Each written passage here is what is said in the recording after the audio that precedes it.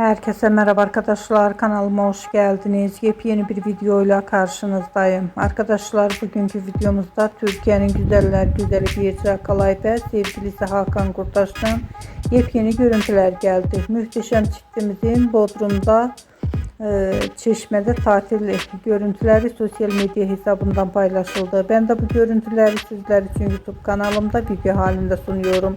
Umarım beğenirsiniz. Arkadaşlar, videomu beğendiyseniz kanalımı izlemeyi ve bildirim butonuna basmayı unutmayın.